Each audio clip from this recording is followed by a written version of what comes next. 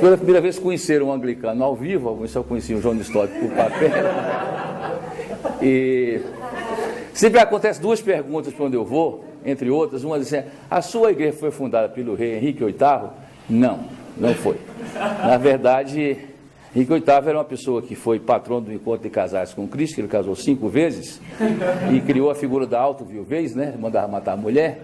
Então, na verdade, a nossa igreja surgiu com comerciantes, soldados e funcionários civis de Roma, quando a Britânia, que eram as Ilhas Britânicas, era uma província romana. Eles criaram uma igreja ali, cristã, a partir do evangelismo pessoal, e durante 6 séculos essa igreja existiu sem nenhuma vinculação com a igreja católica romana.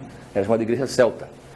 E por ser entre a etnia celta, ele teve muita influência da espiritualidade das igrejas orientais.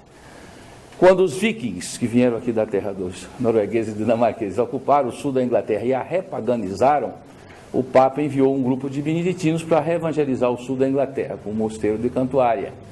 E aí, no século VII, aquela igreja se filiou à igreja romana, mantendo a autonomia em algumas coisas. Já no século XIV surgiu a pré-reforma com Wycliffe, na Inglaterra. E finalmente, no século XVI, quem lidera realmente a reforma é a universidade. Então, o foco da reforma era a Universidade de Cambridge e Oxford. A reforma inglesa foi uma reforma universitária, daí teve um rebatimento na hierarquia, depois um rebatimento no governo. E uma coisa muito gostosa, né, quando a gente vê que o primeiro milagre de Jesus foi multiplicar vinho, isso é um milagre maravilhoso. O ponto de encontro dos teólogos reformados ingleses era uma taverna, a taverna do Cavalo Branco. Então o pessoal terminava as aulas, puxava uma rodada de cerveja e ia ler os textos de Lutero e Calvino. Então a gente entende porque em inglês a palavra bebida destilada é a mesma que espírito, spirit. Então eles eram cheios, em ambos sentidos, cheios do Espírito. Então nós somos uma igreja reformada. A segunda pergunta, você diz: vocês são igreja católica ou igreja protestante? As duas coisas. Até porque na cabeça dos reformadores iniciais não havia esse antagonismo. O reformado é o verdadeiro católico. Então nós somos católicos no sentido de que, ao contrário dos protestantes reformados radicais, que diziam o seguinte: tudo que não está na Bíblia, nesses 15 anos a gente derruba. O outro grupo, que seriam os luteranos e os anglicanos, não. Se é um mandato cultural e o Espírito Santo esteve presente 15 séculos, a gente tem que manter tudo que foi feito, menos que encontraria a Bíblia.